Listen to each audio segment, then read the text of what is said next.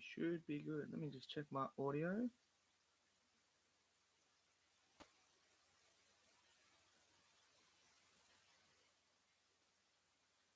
Hello. Hello. Okay. So we are good to go. Welcome to everyone to this live stream, to this spoiler discussion of Spider-Man No Way Home. It is now out on the big screen for you all to go and watch. I highly recommend checking it out. And today we're going to talk complete open spoilers. So if you guys haven't seen the movie and you don't want to be spoiled, this is probably not the discussion for you to be in. So I highly recommend go see the movie and then come back. So let's start with some of the stuff that happened in Spider-Man No Way Home, with some of my general thoughts about it with spoilers. The reveal of Matt Murdock, Daredevil. I've only seen five episodes of Daredevil, so I haven't really watched it, so I'm not really connected with that character, but I am very grateful for them to put that character in for all you Daredevil fans that are so excited for that. That's awesome for you guys. If he is the actual Daredevil from the Daredevil TV show, I got something in my eye here. Ow. Well, that's a wacky start, isn't it? Oh, my eye. Ow. That's a great way to start a discussion. Oh, I don't know what it is. I feel like I'm crying already. So, yeah, where was I talking? Daredevil. That's right. If it is the same Daredevil, because if you guys have seen Hawkeye, you know Kingpin's in there as well, and it looks like it's Vincent who's playing him as well. If they are the same characters from the Daredevil show, I will watch the Daredevil show then, and I might review it. I don't know. But I'm glad that you guys are getting what you want, and you get to see Charlie Cox play Matt Murdock again. So I'm super, super excited for that. Now, the movie overall, I really, really enjoy. If you guys have seen my rankings, you know that I love this film quite a lot. There are particular scenes that we're going to talk about that I absolutely love so much. I've seen it twice now. I would recommend seeing it twice as well. It's really, really good. The whole first part, I was kind of under the impression that they would go over the whole Mysterio stuff very, very quickly, and it wouldn't be something that would take up a lot of the movie. And they did get rid of that quite quickly. We see Peter trying to live with this fame and fortune. Well, no fortune, as he says. I'm still broke, most famous person, but still broke. But living with that fame, and every corner, there's always someone there that is taking a photo of him. So he's not used to that. But they skip over that really, really quickly. Matt comes in and he just basically says, "Yeah, this isn't gonna land. You're all good. Don't worry about that." But Happy, on the other hand, you're gonna need a really good lawyer. So we did get to see Daredevil and his skills when he caught that brick, which I thought was pretty cool as well. But yeah, that's that. I kind of expected them to go over that really quickly. Then we moved forward to him trying to deal with getting into college, which I liked as well. I like them starting to move away from high school, and we get to see them grow up. And they're trying to get into MIT and all their other ones, but it's actually not working out because of all the controversial stuff that's happened with Spider-Man, and obviously Ned and MJ are really close. So that was kind of, yeah. I like that aspect of him struggling with that and him trying to make sure that everyone is happy and make sure that no one else is. But as the GOAT, the movie was very, very good, but a tad overhyped. I think Dark Knight is better. I would probably say The Dark Knight is better as well. I do think that is. I'm just glad that we have a movie, a comic book movie, that is bringing everyone together. I have not seen anyone go at anyone else's throat for not liking or anything like that. It's very positive right now. I think this is a movie we needed as comic book fans because we kind of divide ourselves over things. Yeah, the movie was amazing, Blaz. But it is a movie that has brought us all together because normally look at the MCU lately and some of the look Snyder Cut, for instance. You have those Snyder Cut people who are cultists who are just like, this is the greatest movie of all time. And then some of them who are like, yeah, it's okay, it's good, but I wouldn't say it's like the best. And then they hate each other for that. I don't feel like Spider-Man has that fraction in the fan base. It sort of brought us all together where we're mutually like, yeah, it's great. And we're all enjoying it. And when someone says something negative, we're like, oh man, that's a shame for you. But I don't feel the hatred between the fan bases anymore with this movie, which is great. But back to the spoiler stuff of No Way Home, I really enjoy the stuff with Doctor Strange. That was very, very smart how they wrote him out, because I knew having Doctor Strange in this movie was going to be a problem, because if he's there, it's going to be like Iron Man, where he can just bail everyone out because he's so powerful and has all this stuff that he can do. Yes, exactly. It's bringing everyone together, which is what I love. I love to see everyone brought together. As for Doctor Strange, I thought it was excellent the way they wrote it out, having him go to the mirror dimension, fight Spider-Man, which was, oh my god, that sequence was freaking amazing. Oh my god, the visuals, just everything about it, and then having Spider-Man use geometry to beat him and keep him there was great as well. So that I thought was all done well. And I understand why Doctor Strange was doing what he's doing. I don't think they character assassinated him at all, which was good as well. Then we move forward, and I love the stuff with Spider-Man trying to help the villains out. That was really, really good. William Dafoe, man, that guy is so good as Green Goblin. I could literally sit down and watch him play Green Goblin for the rest of my life. He's that good as Green Goblin, and he was brilliant. I loved all the interaction with the villains. That was great. Everything about that was really, really good. Then we get the scene of Aunt May dying, which I thought was incredible. Tom was so good in that scene. That was so emotionally good. And then when Happy comes and sees it, and he's like, "Dude, I've got to get Peter out of here." It's just, oh, that was so, so good. And then we get the big reveal. Yes, I did like that as well, how they're teasing Ned being a villain as well. I actually think we may see Ned become the villain now with the whole memory loss and stuff like that. Could that play a part in that? I don't know, but I think it may. Now, when we get that big reveal of Toby and Andrew, oh my god, was that so freaking good. I don't understand how Ned can do the portal thing, but I'll let it slide on this one. I'll let it slide. It doesn't make much sense, but it is what it is. I'll let that slide. But as soon as I saw that other Spider-Man, I knew straight away.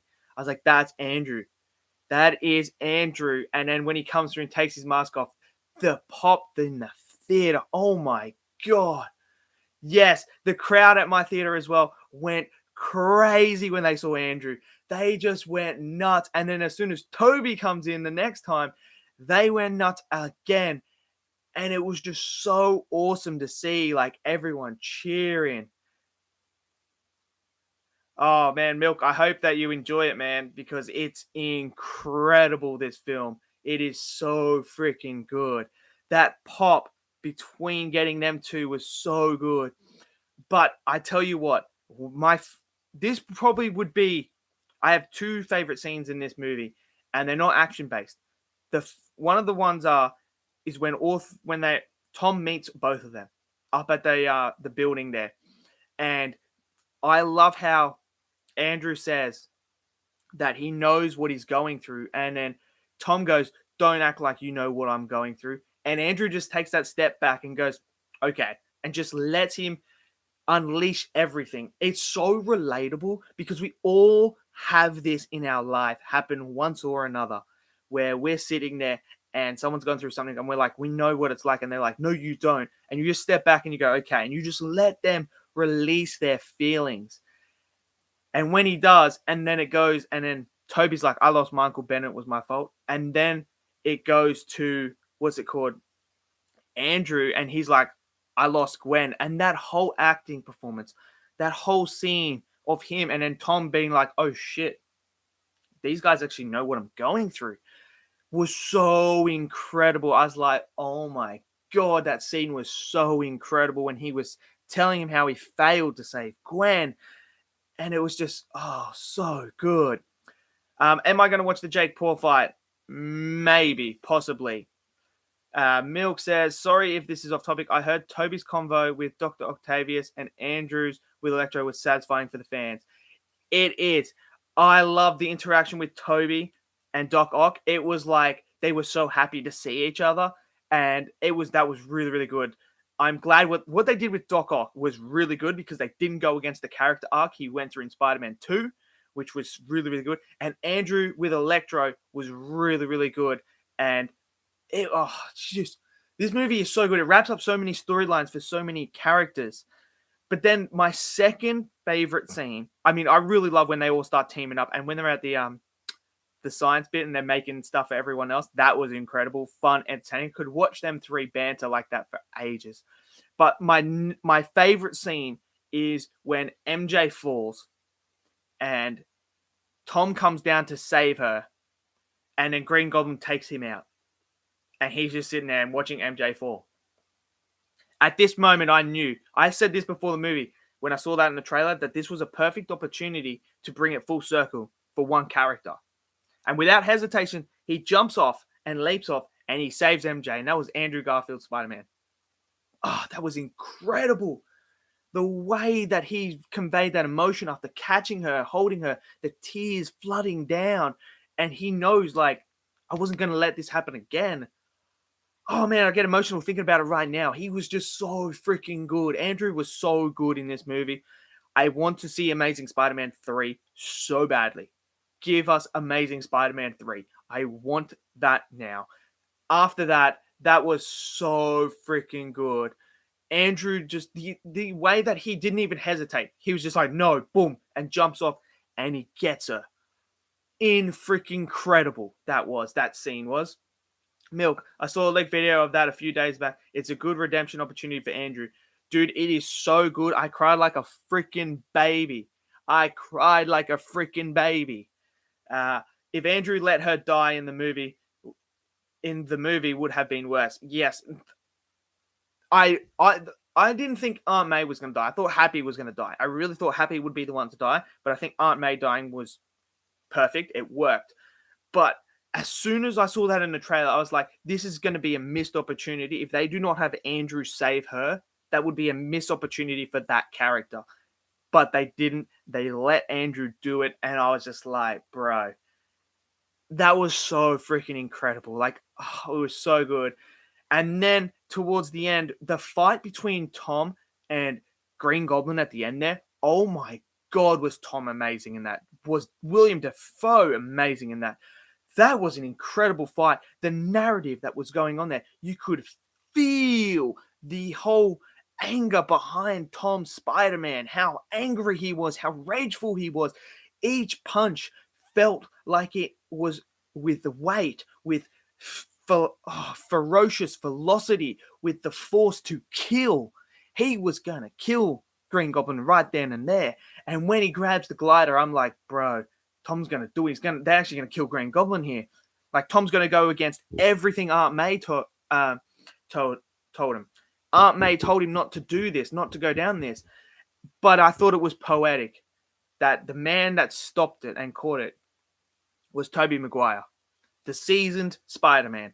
And you could just see the emotion in the faces of both of them. Like, they didn't have to say a word.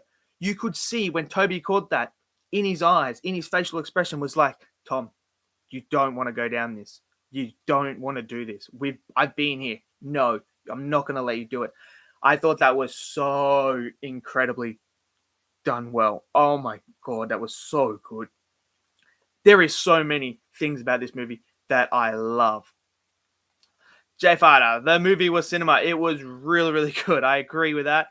And he also says, I wish the effects were better though. Half of it was good and other halves was so unfinished and cartoonish.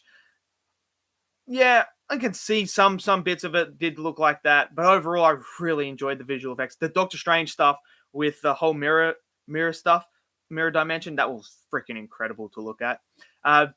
Did you see William as Joker? William Dafoe's Joker, yes, but I think he might be too old to play it now. That's what I think. I think he could have years ago, but I think now he's just a tad too old to play the Joker. So that's just my opinion. And Java, can we talk about how William is somehow better here than he was in 2002? Yes. He was incredible in this movie.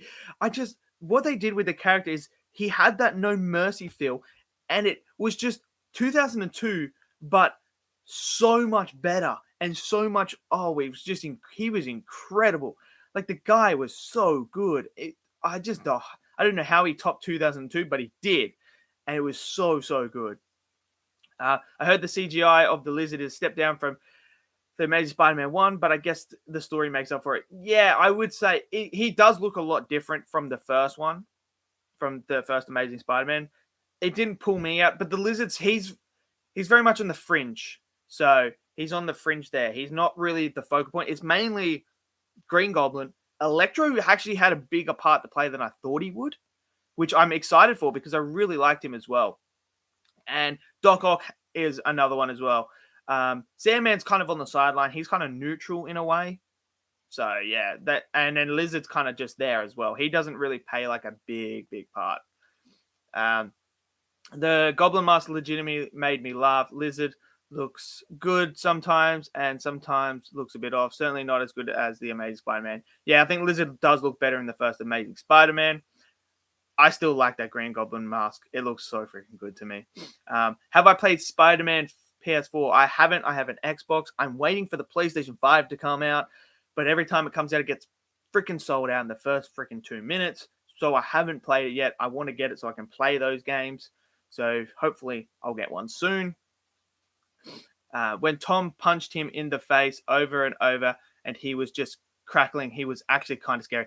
Yes, that scene where he's just sitting there and he's punching him. He's just punching and he's just cracking up laughing at him like with that Green Goblin laugh. I was just like, bro, what the fuck? So what I'm actually thinking too is, you know how he was stabbed with that serum by Aunt May? I wonder if he actually reversed that to make himself stronger, because he was kind of like really strong in that last battle. Like he was, because if you compare the first fight he fights Green Goblin to the second one, Tom's a lot stronger in the second one because he's filled with rage and hate and he's going for the kill and he's hitting him harder. So I wonder if when May injected him with that, if Norman actually tampered with that to make it like a sort of super soldier serum to make himself stronger. I wonder. I found Sandman kind of off-putting because something obviously happened behind the scenes to where Thomas Hayden Church couldn't be on set. I love him, but it's obviously he's not actually on set. Yes, because I do remember in Spider-Man 3 he could turn back to like human form, couldn't he? If I'm not mistaken, he could actually turn back to a human to look human. So, but in here he's always Sand. So obviously something's happened and he couldn't come back, which was a shame as well.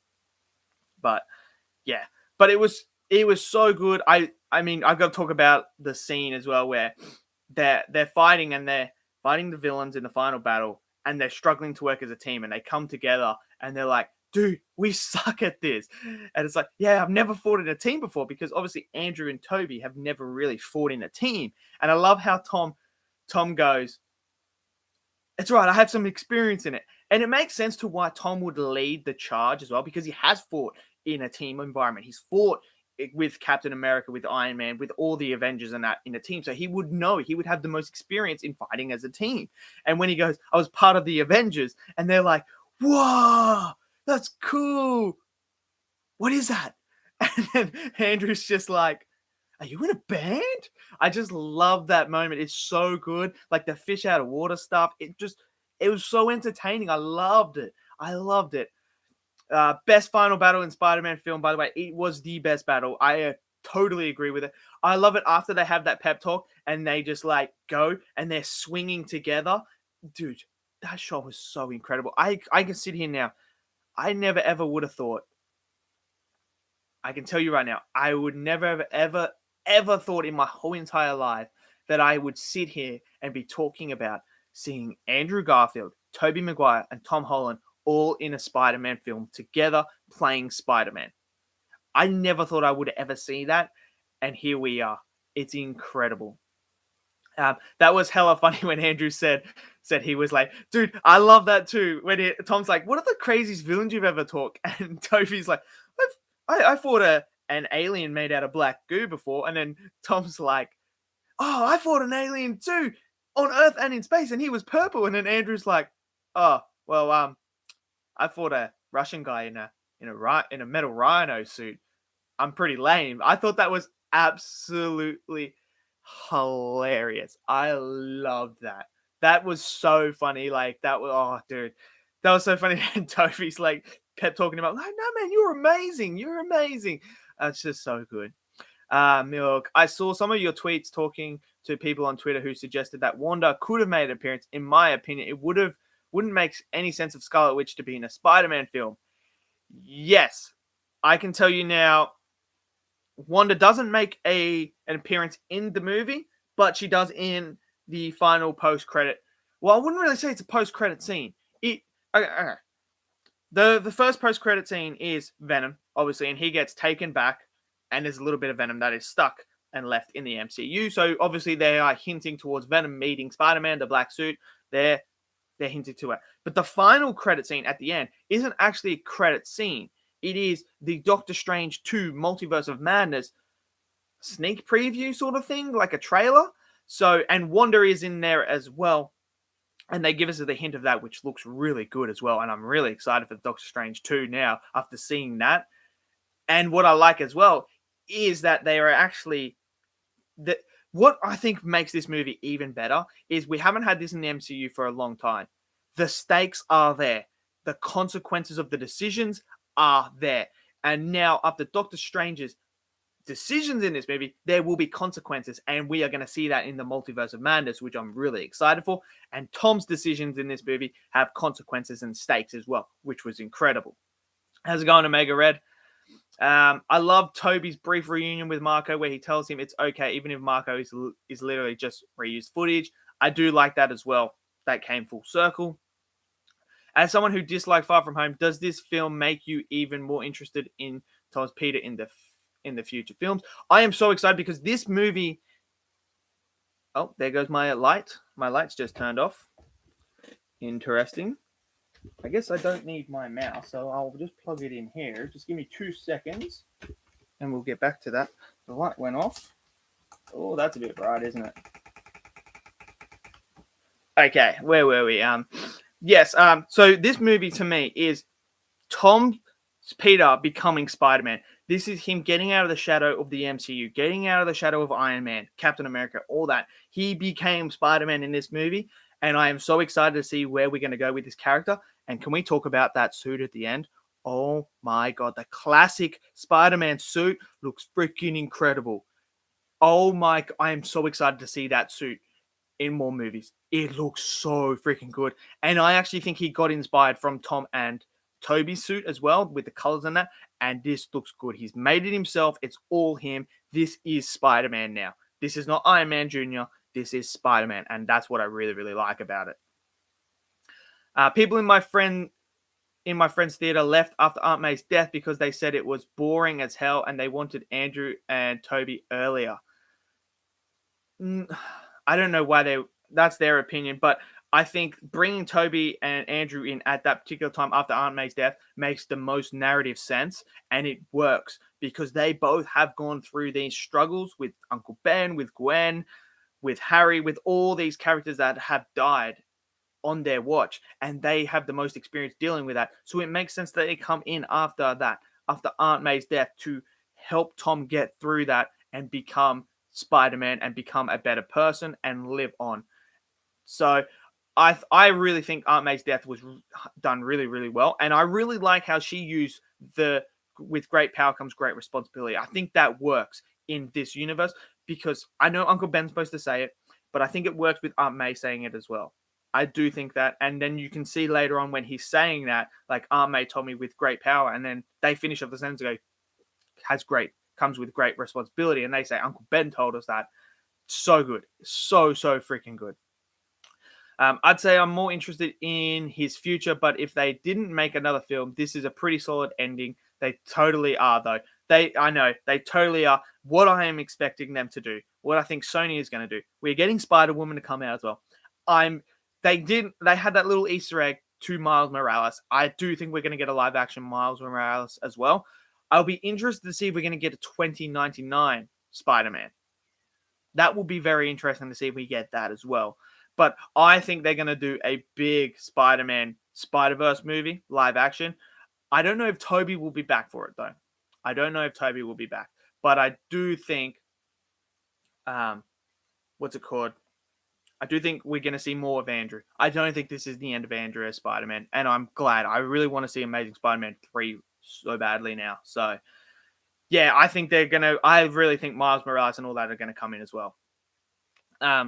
Did you see Tom has 3 more movies? Yes, they are going to make another trilogy of Spider-Man movies. You can't. Spider-Man is so popular. He's like he's probably the most popular Marvel character. They aren't just going to throw him to the wayside. Tom's not going to be done because people after this movie love him as Spider-Man now. And once you reveal that classic suit, I got to see more of it. I got to see more of it. I want to see more of this story and where it goes now. Now that everyone has forgot Peter Parker, he doesn't have MJ, he doesn't have anyone like that. I want to see what happens moving forward now. I like that Aunt May, great power comes great responsibility thing, but I need them to clarify Uncle Ben stuff. She wasn't buried next to Ben. Ben never said the responsible thing. I wonder if Ben actually died before Peter got there. I wonder if that is what's going to happen. I wonder if that's what's going to happen. I wonder if that's why we haven't seen Uncle Ben, is because Uncle Ben may have died before Peter came. There is a lot of uncertainty. I wonder if they're going to pick up that later on now. I don't know. We're going to have to wait and find out. Who was your favorite villain? Whose return were you most excited for? My favorite villain was Green Goblin. He was so freaking good. William Dafoe was so good. I really liked the first Spider-Man because of Green Goblin as well, and I loved that. But this was Green Goblin turned up to even better. It was so freaking good. That was so incredible how good he was, and it was everything I wanted. But the return that I was probably most excited for, even though it wasn't 100% confirmed, but we all kind of knew that was going to happen, was Andrew and Toby. That was what I was most excited for, to see them interact with Tom. And I was rewatching the Spider-Man movies, and when I was rewatching the Amazing Spider-Man movies, I just realized how much I really liked Andrew Garfield's Spider-Man, and how dark it was, and how good of a character his character was, and the struggles he went through. So I really enjoyed that, and it made me like him even more. So when I saw the trailer and stuff like that for this movie, I was just so excited to see him save MJ, because I was like, he failed. I want to see him succeed, and I want to see him do that. And when you have a world-class actor like Andrew Garfield, and he conveys that kind of emotion, it's incredible. Like, it's so freaking good. Omega Red, this movie made me appreciate the other films a lot more because John Watts put Tom in the shadow of the MCU so that he can grow. Yes, this movie is all of him moving out of the shadow. He is moving out of the shadow of the MCU. He is now Spider-Man. He is not Iron Man Jr., and that's what I really, really like as well. The other films, I get what they were trying to do, build it up, but this film then took it to another level. And now we have him out of high school, and I'm just so excited for the future now. Stop treating Uncle Ben like the plague. He is the face of Marvel. He is. Everyone knows Spider-Man. Spider-Man is the face of Marvel. He's the biggest Marvel character. And it's what I really like is he's so relatable. Spider-Man is probably the most relatable hero out of every single superhero. He's the most relatable, and that's why Stan Lee created him. He created him to represent everyone, and that's what I love about Spider-Man, and that's why most of us love Spider-Man. And there's so many relatable things in this movie that you go through, and it's just so incredible. I think MJ and Ned shouldn't even remember. Make the next movie about Peter learning to live with this responsibility and his decision. Make him try to get it back selfishly, but in the end, with him moving on and living with his choice. I hope they don't undo the ending to this movie, but making them remember the ending wouldn't be as special. Realistically, they probably will undo it. I hope they don't, but they probably will. There's a 70% chance.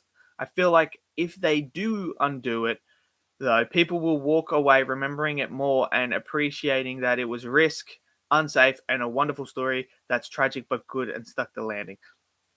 Yeah, what I think they're going to do is, because Ned remembered and said to him, like, you better come find me.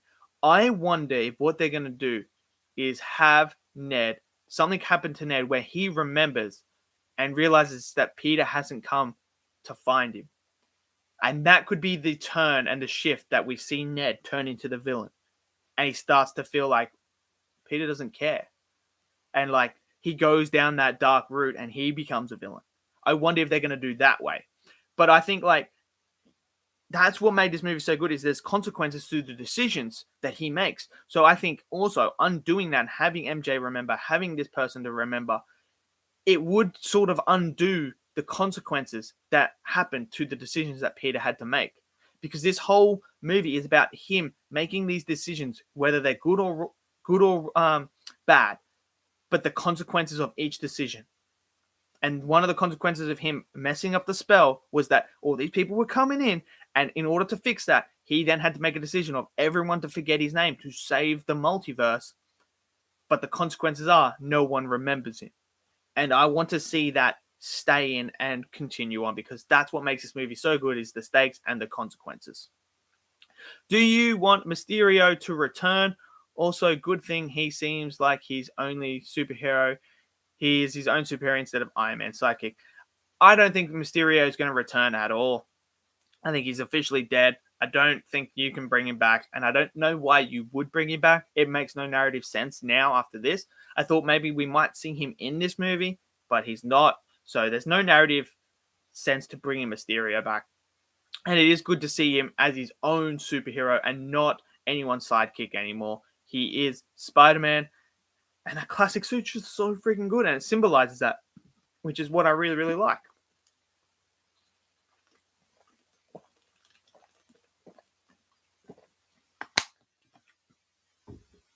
Oh.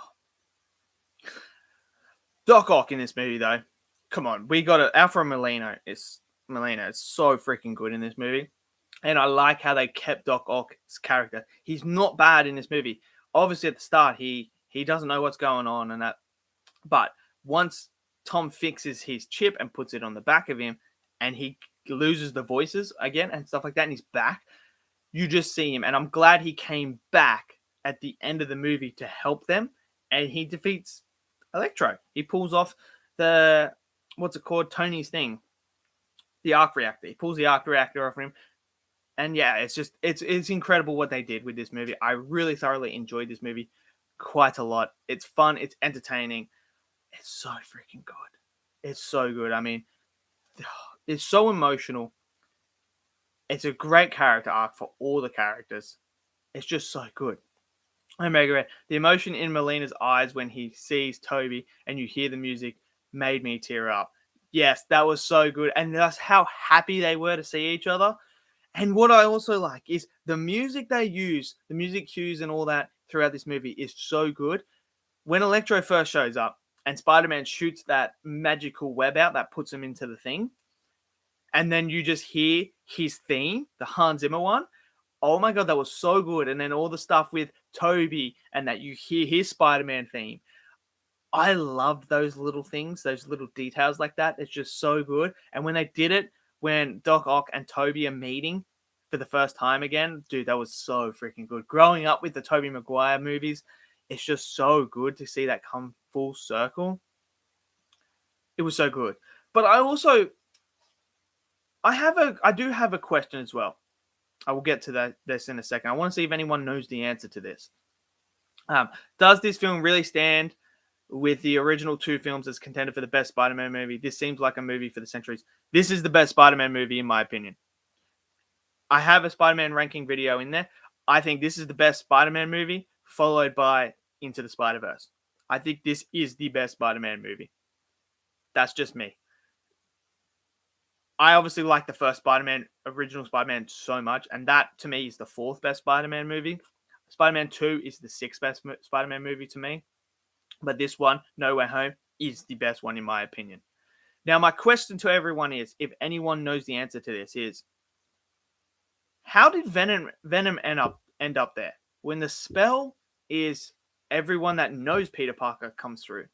There ain't no Peter Parker in there. In the Venomverse.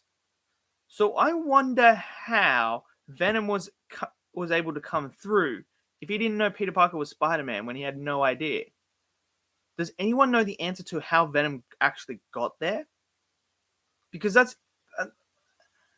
I'm trying to figure out how he would have got there because Doctor Strange says everyone that knew who Peter was.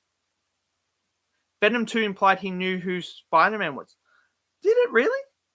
How would he know who Spider-Man is? I didn't think there was a Spider-Man in there. That's so strange to me how he actually ended up in there. Interesting. I just want to say I think it's absolutely hilarious that every had got a special thanks in the end credits by Mark Webb and Sam Raimi. I didn't really pay much attention to that stuff, but yeah, that's interesting that didn't happen. But yeah, I don't recall Let There Be Carnage having anything to do with Spider-Man in there. I just find that weird because there's no Spider-Man in that universe. So how would he know who's Peter Parker's Spider-Man? So how would he then come into the MCU? It's so bizarre. But when that whole Doctor Strange stuff is happening at the end there, and you see the rifts and they're coming through, you notice some of the villains in there. We had Rhino, we had what's it called? We had Rhino, Scorpion, Kraven Hunter. There was some classic Spider-Man villains in there as well. I suggest rewatching it again and paying close attention to that because you will see the silhouettes of some of the Spider-Man villains, which was pretty cool to see as well.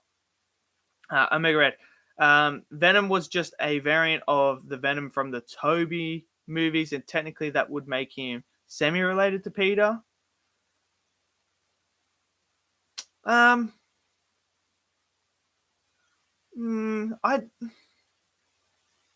see. This is the whole thing with the multiverse and that. It can be so confusing at times that you got all these variants, all these different timelines, everything like that. So it can get very, very tangled very quickly.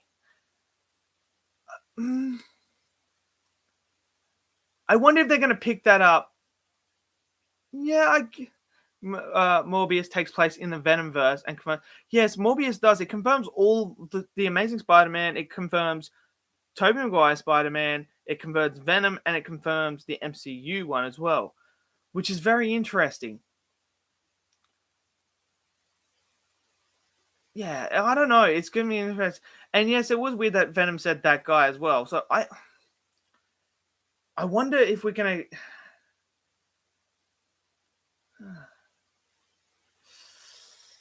Yeah, I don't know how they're going to do that. I guess after we see Morbius, we might have a better idea and a better understanding of what is actually going on with this stuff.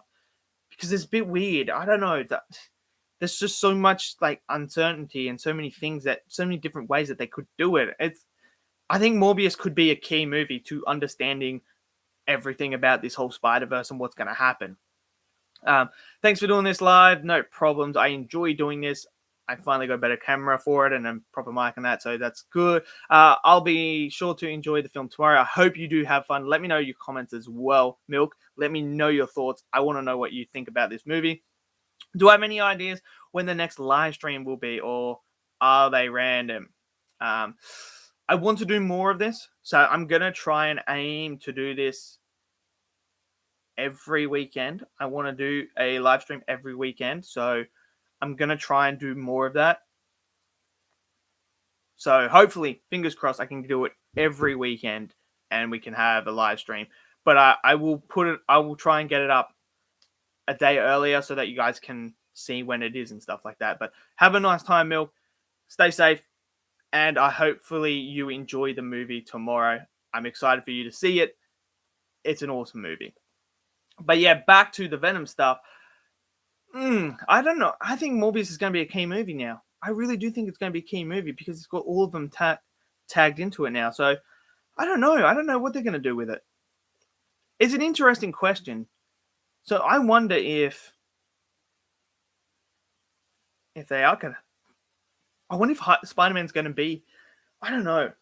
I don't know how they're going to do it. I don't know. Because this was my initial first thoughts was Sony were going to pull Spider-Man out of the MCU. And this was going to be the movie. So I thought at the end, towards the end there, Tom was actually going to say, can't you just send me to another universe? And that would save it. That would solve the problem. I thought that's what was going to happen. And then he was going to get sent to the Venomverse. But that's not what happened. I really thought Sony were going to pull him out. Everything was pointing towards them pulling him out and bringing him into the Venomverse. But now I'm not sure what they're going to do. So who knows? This is just like... I don't know what they're gonna do with this stuff. It could go anyway. Everything is off the cards. Like Daredevil's here. Like anything can happen now. The X-Men could come in next. Who knows what's going to happen in the Multiverse of Madness? Who knows who's going to come in next? What else are they going to tie into this? I have no idea. It's up for debate now. Like everything is off the cards.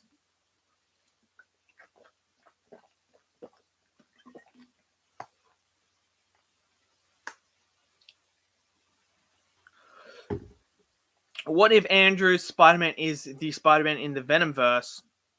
In Morbius, there are posters that say Spider-Man is a murderer, and it clarifies he's controversial. I stopped pulling my punches. I would love it if Andrew Garfield is in the Venomverse. I would love that so much. I would love to see Andrew play Spider-Man again. That would be so good. I would love to see him fight Venom. That would be so, so good. I don't know. It'll be interesting. Oh my God. The one thing I hate is that some people just have the nerve to throw the actor under the bus and say that Toby is superior and that he is better than Tom. And instead of being like each Spider-Man is great in their own way. Yeah, I love all the Spider-Man. Andrew, after this film, is now my favorite by quite a margin. I really like his portrayal of Peter Parker and his character arc, and I thought this movie just made it even better. Tom, I really enjoyed Tom, especially after this movie. I think his character has gone so much better now. Like I just love Tom. And Toby, obviously, I grew up with, so I have that soft spot for him as well. I like all of them, and I love how they're all different in their own unique ways. I really enjoy them. I don't think any of them are bad. I personally, if I had to rank them in like acting wise, obviously Andrew Garfield is the best actor out of all of them.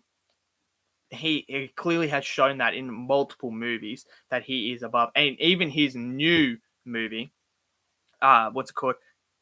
Tick Tick Boom, I think it's called. He was really good in that movie as well, and it just shows how good he is as an actor. So to me, he's the best actor out of all of them. Tom is really coming into his own in acting, and I think he's got a really big, bright future ahead of him because he's only like 25 or something like that. So he's very young. So he's still got a long way to go, and he's got a lot more growing. And Toby is a good actor as well. That would be such a great twist. That would literally make my day. I would love that if Andrew is in the Venomverse. I like Tom Holland a lot now, but only in this movie and the Russo's movie. Still not fond of Far From Home and Homecoming. I love Toby and Andrew in all of them. Well, maybe not Toby in Spider-Man 3. He is insufferable in the first act, but it's not his fault. Yeah, Spider-Man 3, if you actually rewatch it, character assassinates all three of them. Harry, Tom, Peter, and MJ. All three of them are just character assassinated throughout that movie constantly. It's just, yeah, that movie's just. But yeah, I love Tom Holland's Spider-Man now a lot now as well. I think this is what he needed. He so far in the MCU he hasn't gone through any struggle really. He's never had a death on his hands. Iron Man didn't die on his hands on his watch. Iron Man died because he sacrificed himself to save the multiverse, well, the universe. Where in this movie, Tom now has Aunt May on his conscience. He now has that as a failure. He couldn't save her. And it was his decision to help the villains that cost her life. He needed to go through that. He needed to go through something so severe like that to elevate his character and to push him through. Toby went through it with Uncle Ben. Andrew's gone through with Uncle Ben, with Gwen Stacy's dad, with Gwen Stacy. That's what they needed. Can we talk about the classic suit in the ending? I love that so much, and they better bring it back for Spider-Man 4. If he gets another new suit before getting any great look at the classic suit, I'm going to be so annoyed. I don't think he's going to get a new suit. I think this is going to be his suit now because that classic suit looks so incredibly good. Oh my God. I want to... My only issue with it is it was so dark that I feel like they were like, You could see enough of it to see what was happening, but they purposely hid it because it's going to come back in another movie. And they all know that we love that classic look. And I think that was like them teasing us, like, oh, look at this new suit. Look at this classic suit. Look at this. This is what you want. But you're only going to get this little snippet in the dark with shadows and stuff like that. So you can't quite see it fully. But I really, really like it. It was so good. And yes, I love the shade of blue on the suit as well. I think it looks so good. And I can't wait to see it in the new Spider-Man movie. It's going to be so good. One theory is that the drop of Venom at the end is going to get to Flash Thompson, and he's going to become the patriotic anti-Venom. Also, in his profile, it says patriotic. Interesting. That's very interesting. It's an interesting theory. I don't think they're going to go down that route personally. I would not be, because now Tom's got to get a job because he doesn't have Iron Man happy there to fund him anymore. So he has to get a job. So I wonder if we're going to see Eddie Brock in the MCU. I wonder if we are.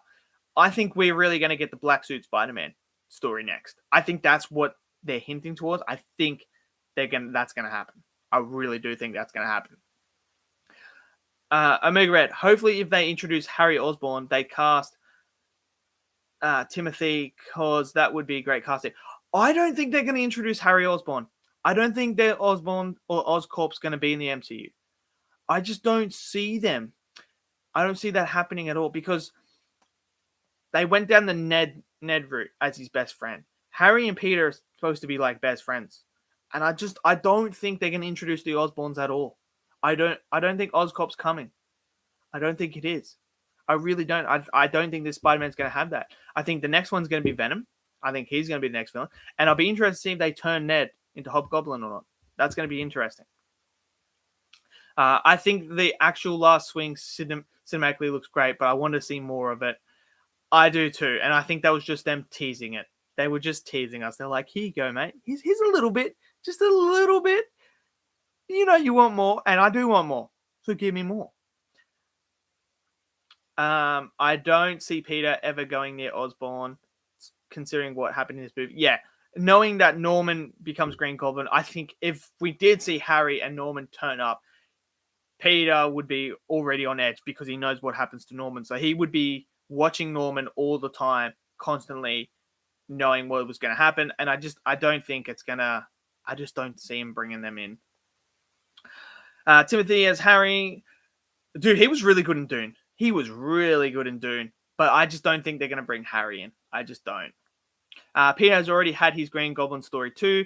In this story, Green Goblin killed his aunt. He's already had that Green Goblin story. Green Goblin is the main villain of this movie. And they've already done that, which I really liked as well. Even though it's not from this universe, but it made sense and it was good. Peter needed to have a villain like that. That was just like, I will kill anyone. Don't care. I'm going to do it because I do not care about anyone. So that would be good. What if Kingpin is in the next Spider-Man trilogy? That would be sick. I just don't think Kingpin will.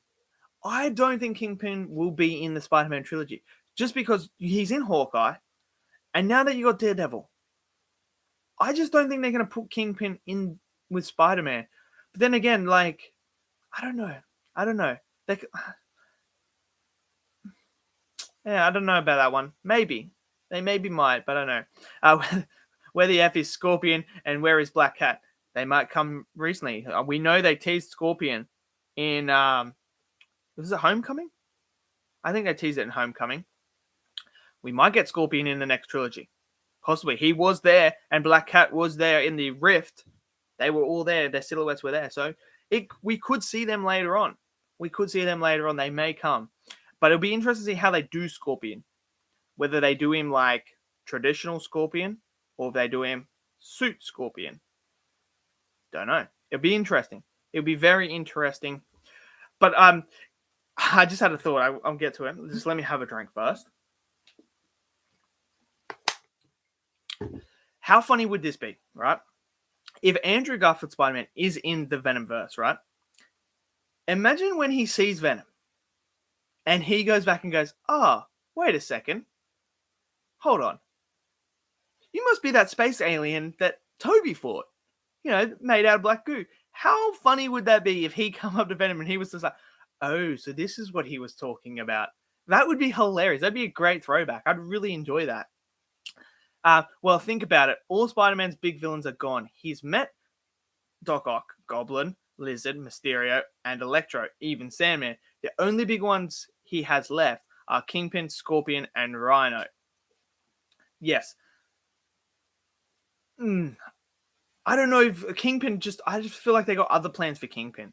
I just think they have other stuff with Kingpin. Scorpion and Rhino, I think we're going to get soon. Craven, though, I'm really interested to see what they're going to do with Craven. Imagine Craven with Andrew Garfield's Spider-Man. Dude, Andrew Garfield's Spider-Man's gone through enough. I don't know if I could put him through another one with Craven killing people and shit like that. That'd be insane. What happened to Carnage in Venom 2? I never watched that. So Venom basically eats Carnage. He beats Carnage and then he eats Carnage, which was interesting, but hey, it is what it is. So whether or not we see Carnage again, don't know. We might see Carnage and Venom fight Spider-Man in the next trilogy. Don't know. Well, I mean, Feige did say Spider-Man can jump from universe to universe, so possibly. Plus, the next trilogy can be different and focus on street-level crime. I don't know if they'll do that with Spider-Man, though. I just don't know. Imagine if Andrew sees Venom and goes, "Finally, I get to fight an alien." I would love that scene so much. It would be hilarious. I would love that. Venom had the best F-bomb in a comic book movie since First Class. Dude, that F-bomb was so good. I love that moment where he's just like that, where he's just like, "Fuck that guy," and just eats his head. That was so funny. But yeah, I don't know. It's interesting times now that No Way Home's done. I'm interested to see where we're going to go moving forward now with Spider-Man and what the next stages are with Tom Spider-Man and what we're going to do about it. I know you're talking about the sequel. I just think Kingpin is going to have so much to do now that we have Daredevil in here as well. I think they're going to pick up that storyline, whether it is the same Daredevil or not, or if it's a different one. I don't know, but I think they're going to tell that story. If it is the same Daredevil, they're going to tell that story, and I think maybe a Daredevil Hawkeye team up, possibly. I just think they have other plans for Kingpin, but it's going to be interesting to see what they do with it, and whether or not. Obviously, Venom's there, so Tom's going to meet Venom. That's going to happen, so yeah. But bringing in Tombstone for the next trilogy, honestly, right now, there's so many possibilities they can do with this next trilogy. I think anything and everything is on the table right now. I think anything is possible now. If you had told me before Endgame, after watching Endgame, that any of this is going to happen, then I'd be like, "You're having a laugh." There's no way Daredevil's coming back into the MCU. That's not going to happen. They're going to reboot that. Andrew and Toby aren't going to come in. That's not going to happen. Like, this isn't going to happen. But here we are. We're sitting here right now talking about it. So right now, anything is possible. Anything is possible. I love that so much. He's very underrated, and we need him in live action. Vulture doesn't know his identity now. That means Keaton can come back with Scorpion, possibly. Yes. I don't think Vulture's done. I think we're going to see more of Vulture. I really do. I think he's going to come back as well. So I'm excited for that. And now I'm interested to see how he ends up in the Venomverse. That's interesting, how he ends up in there. There's a lot of mystery right now with Morbius and where this is all going. So I'm interested in that. But yeah, I really like No Way Home a lot right now. So yeah, it's so freaking good.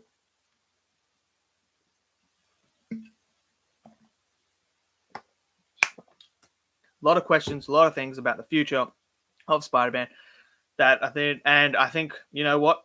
We should all start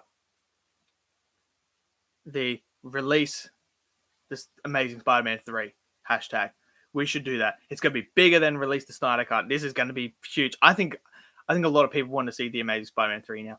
I have seen now, after this movie, a lot of people saying that Andrew is now their favorite Spider-Man. A lot of people are jumping on that now, that they love his character. And I think No Way Home showed you the emotional weight that he has as a character and just how good his character arcs really are. You can say what you want about the Amazing Spider-Man movies. You don't have to love them. You don't have to also say the Amazing Spider-Man 2 is a good movie, because there is a lot of flaws with that movie. But there is one thing out of those movies that you cannot deny is Andrew Garfield's Spider-Man is so freaking good. This stuff about him being too cool is so nonsense. It makes no sense. Now we are gonna, I think, look, there you go. It's trending. The Amazing Spider-Man 3 is trending on Twitter because we all want to see the Amazing Spider-Man 3 now. Give us the Amazing Spider-Man. I would love it if they announced the Amazing Spider-Man 3 is coming. I am so super excited for that. I want it so badly. Oh, it's just like they surely they got to do it. Like, if before this movie, I wanted to see Spider-Man 4 with Tobey Maguire first, with Kraven the Hunter. That's what I wanted. But now I want to see the Amazing Spider-Man 3 a lot more. Do you think they should bring back Harry Goblin from the Amazing Spider-Man 2?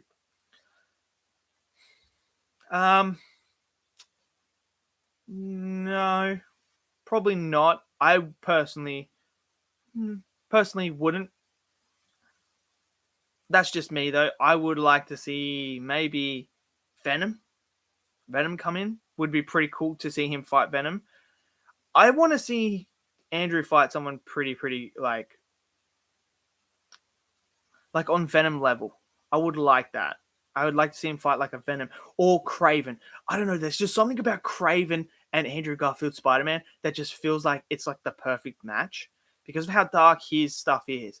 I feel like they could do a really good story with Kraven. I really think that could be something they could explore that would be so freaking good. Oh, that would be incredible. I have a condition though. Get Mark Webb here and keep Hannibal out. If you don't know where he is the producer who told Sam Raimi to put Venom in Spider-Man 3 and interfered with it. Yeah, you can't have that. You can't do that because Andrew Garfield's stock is so high right now. You need to jump on it right now, and you can't mess it up again. You can't mess it up. If you make a great Amazing Spider-Man 3, oh my god, that would just be so good and possible endless possibilities right there. What would happen with Tom if Amazing Spider-Man 3 happened? They'd still make the Tom movies as well. I don't think we are done with Andrew Garfield as Spider-Man. I think we are still going to see another movie where Andrew and Tom interact again. I think they're going to do that with Miles Morales, Spider-Woman, Spider-Gwen, whoever. I think they're going to do that. I still think they're going to do another movie like that. So they're still going to go ahead with the Tom movies. Tom's still going to have his Spider-Man movies. I just think with the stock of Andrew Garfield right now and how everyone wants the Amazing Spider-Man 3, I feel like it'd be a missed opportunity if it didn't happen. And I think you could do that, and then you have Tom doing his as well, and you do another big crossover with Miles Morales, because a lot of people love it. We have Into the Spider-Verse 2 coming out next year, which a lot of people are excited for as well. This is your chance to make endgame level Spider-Man movie with all of them. Miles Morales, everyone. I think it's all there in the cards. And I think that's what's going to happen. So I'm excited. I'm so excited for Spider-Man's future.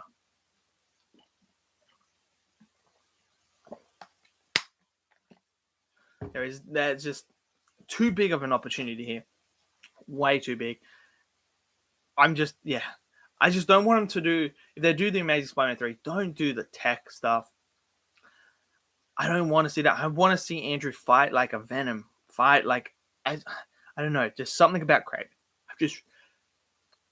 I wonder, if he is in the Venomverse, I wonder if he's going to meet Kraven.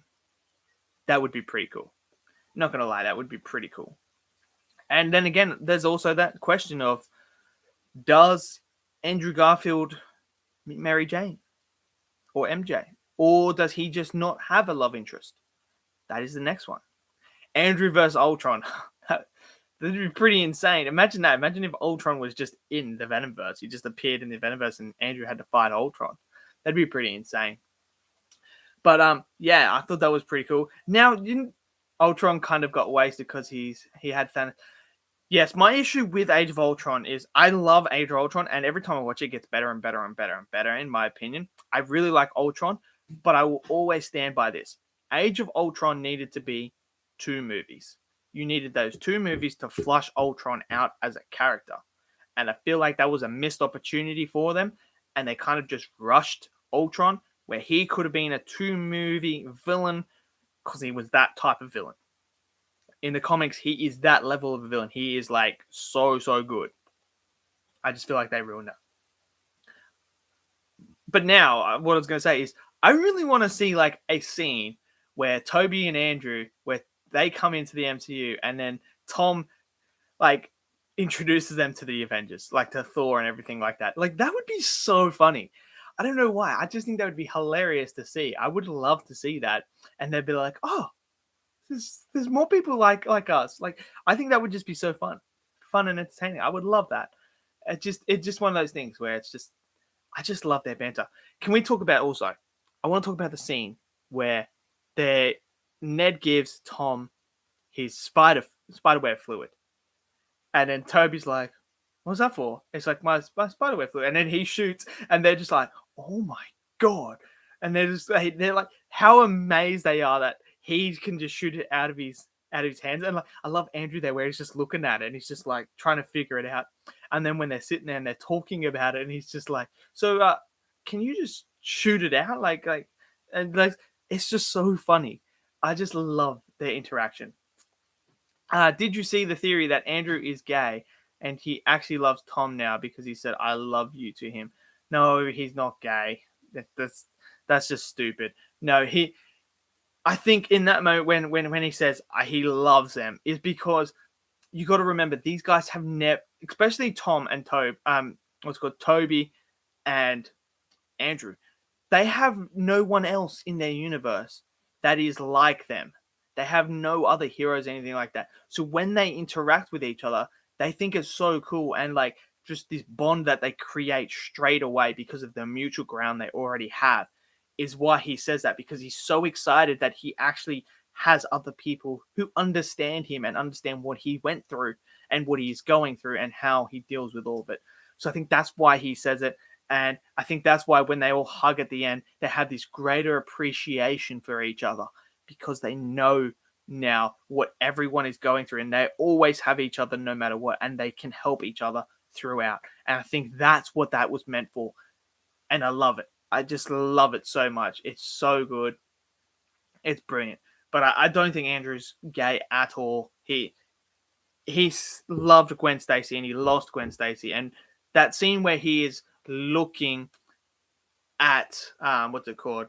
When he is looking at Tom and MJ and the connection, and you can just see that he's like he misses Gwen so much. Like he misses her so much. Yeah, I don't know, but it would kind of make sense because if you remember, he was kind of attracted to Electro. No, I never ever got the sense that he was ever attracted. Yeah, I never got the sense he was attracted to Electro. He just wanted to help Electro. He wanted to help him because that's what he's all about. He's all about saving people and helping them. I never ever once got him. He was ever attracted to me. You got to remember the relationships he had with Gwen it's the best relationship in any MCU, any comic book movie. Like that love relationship that they have.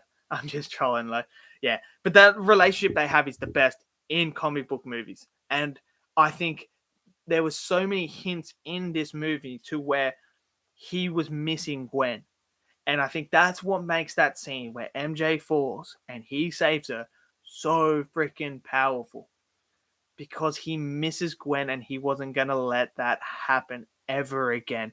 Whether it was his love or someone else's love, he was never going to fail and let them die again. And he knew, and what I really, really like is, this is how good that moment is. He knew that if he doesn't save MJ in that moment, and he and Tom loses MJ as well as Aunt May, there ain't no way that those two, Toby and Andrew, could talk Tom out of killing Green Goblin. There is no way that they could have saved him. he would have gone down the darkest path possible. Like, I'm talking, we would have seen Tom just go on a rampage. I think Tom would have been completely broken, and this would have been just like next level. So for Andrew to save MJ is such a key moment as well for everything. Like, that was just a key moment for his character and for Tom's character as well. Gwen is the best love interest in a comic book movie. Yes, she is. That whole relationship is the best in comic book, in my opinion. In comic book media, including shows, it's lowest from Smallville. In movies, it's just Gwen. I still think the Gwen and Peter relationship is the best in any comic book material. Who do you think is the most brave, best acting, best lines, best actor? Aunt May. Okay, Aunt May, the best Aunt May. Yeah, she is very hot, but I would say I think Aunt May in The Amazing Spider-Man is the best Aunt May. I think she is the best Aunt May. I think No Way Home Aunt May is a lot better than the other ones. There's something about the Raimi Aunt May that I really, really enjoy as well. And I think she, not knowing that Peter was Spider-Man, but the way that she helped Peter throughout was really, really, really good. Yeah. So if I had to rank them, I'd go The Amazing Spider-Man Aunt May, Raimi Aunt May, and then this Aunt May as character. That's what I would go. Yeah. I feel like the previous movies turned Aunt May into a hot joke. She finally got character here in No Way. Yeah, they really stepped away from that in this movie, and they actually gave her whether you like it or not, she is a key moment in this movie. What she tells Peter about helping them is key, because she instills in Peter in this movie that everyone deserves a second chance and that it's Peter's responsibility to help people.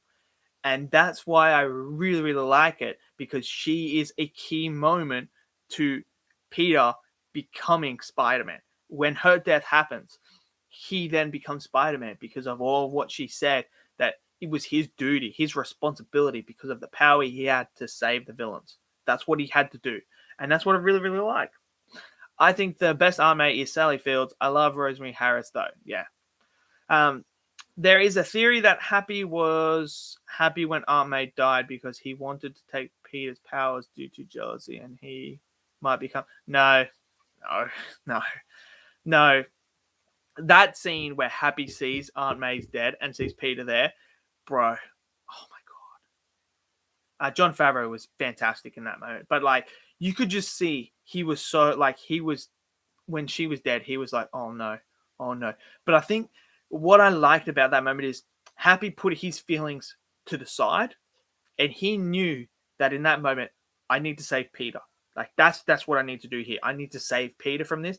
And that's what I loved about that scene, is he was willing to get arrested and to get in the way to save Peter. And you could just see the emotion when he's telling Peter, run. Like, he was so sad that she was dead, but he knew that he had to be that person that saved Peter in the process. Like, Peter had to live on. Peter could not be captured. He could not be. He was the only person that mattered at that moment to Happy, and that's why I love the Happy character. He has just been so good, and that scene was so emotional. Like, it was just so good. Jon Favreau made me cry as well. So yeah, Iron Man's death meant a lot to Zendaya's MJ. It was so admiring. I don't know about that one. I don't even think she knew Iron Man.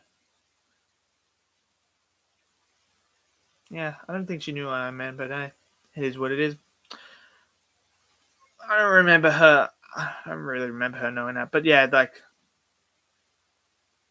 Iron Man's death obviously meant a lot to Tom.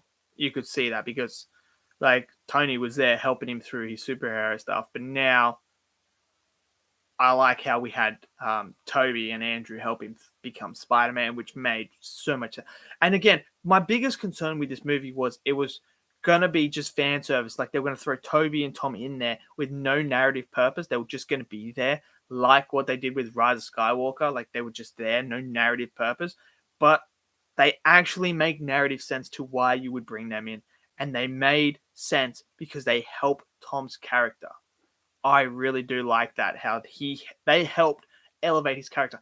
And what I love about this movie as well, and what I love is when they do this with these type of movies, is they don't put a Spider-Man down to elevate another Spider-Man. They elevate all of them up. And that's how it's supposed to be. You're not supposed to devalue one character to put the other character over. They keep them and they elevate all of them. That's what Into the Spider-Verse did really, really well. And that's what they did here really, really well. They elevated Andrew Garfield's Spider-Man, they elevated Tobey Spider-Man, and they elevated Tom Spider-Man all together. They didn't put anyone down, which is great. I wish Zendaya MJ had more character, to be honest. She's fine here, but I need more character from her. That's not this movie's fault. It's Homecoming and Far From Home. I liked her in this movie. I thought she was really, really good. Christian Bale as the 2099 Spider-Man. I mean, I love Christian Bale. I think he's a freaking phenomenal actor. That would be an interesting casting. I wouldn't mind seeing that. That would be very interesting. Whether he does it, whether he would do it or not, is another question. Zendaya's really good though. She's too good for this world. I love Spider-Man: Homecoming. It came out on my birthday. Homecoming was overhated. That's fine, man. If you love Homecoming, that's awesome. More power to you. I celebrate you liking that movie. For me, I don't think it's a bad movie. I don't think it's a bad movie.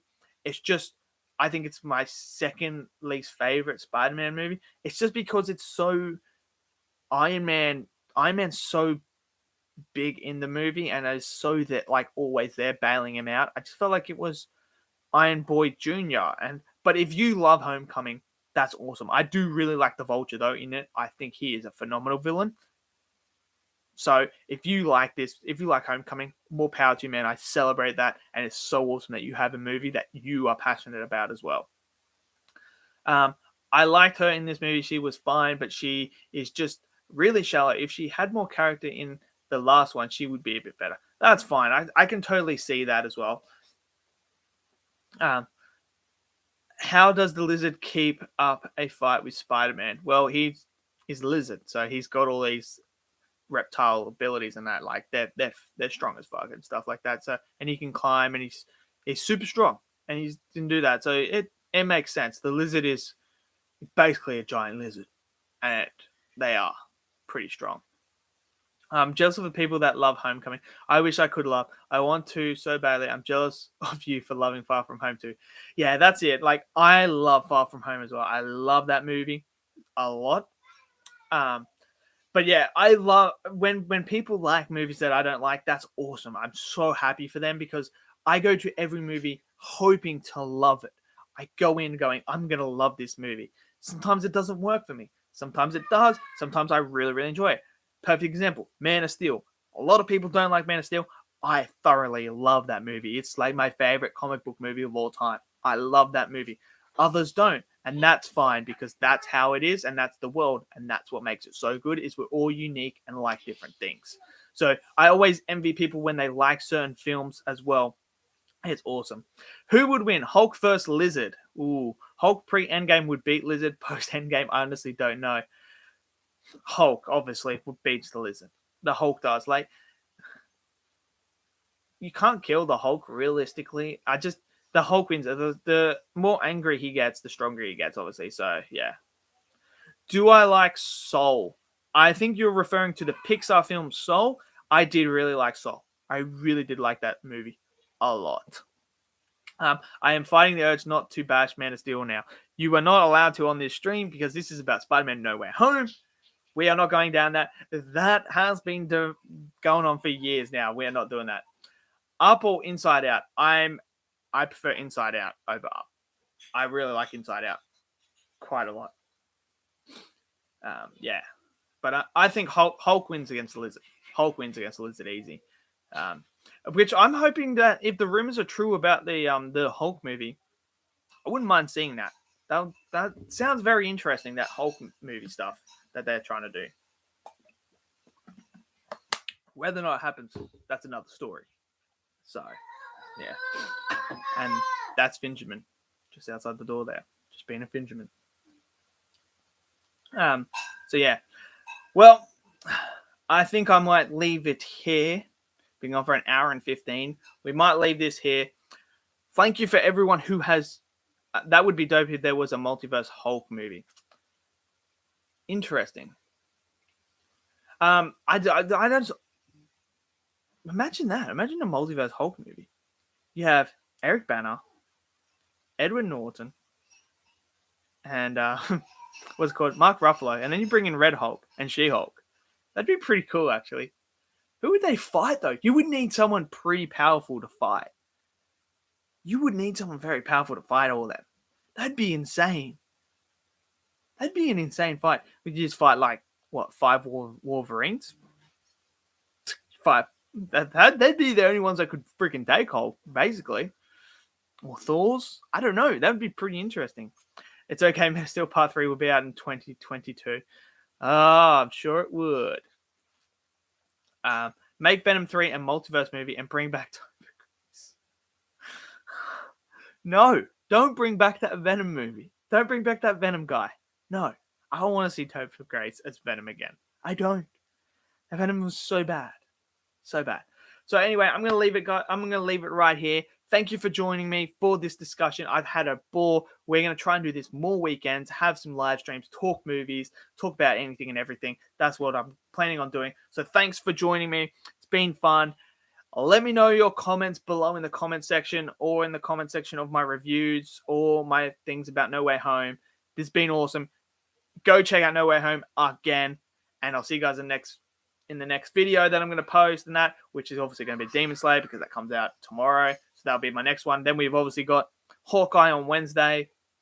And then we're getting into the top 10 best films of the year, top 10 worst films of the year, and the ranking of every movie I saw in this year, which will be coming as well. So hopefully I'll see you guys in there as well. So enjoy your day. Have a fun time. I'll see you guys later. Stay safe and peace out. That's right. I didn't put my mouse in.